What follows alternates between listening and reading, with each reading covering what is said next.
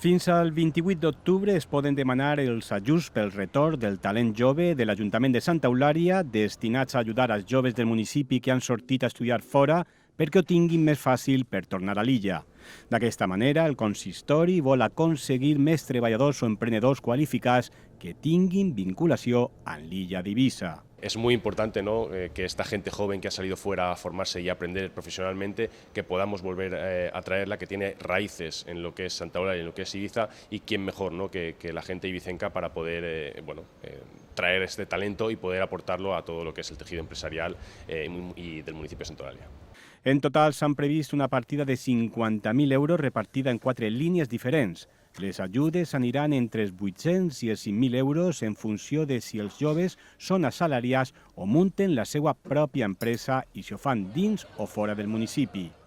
Desenes de joves s'han beneficiat ja d'aquests ajuts. Aquest és el cas d'Ana Maria Clapés, graduada en òptica que ha tornat de Madrid per treballar al cor de Santa Eulària.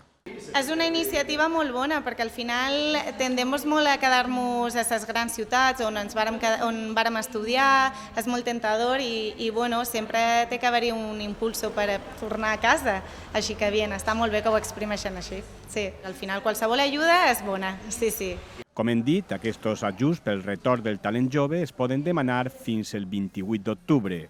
S'hi poden acollir els joves de fins a 35 anys residents a Santa Eulària que hagin cursat els seus estudis universitaris fora de l'illa o que hagin estudiat aquí però que hagin estat treballant fora d'Eivissa un any com a mínim. Tota la informació es pot consultar a la web santaeulariadelriu.com i també al portal del Club de Feina.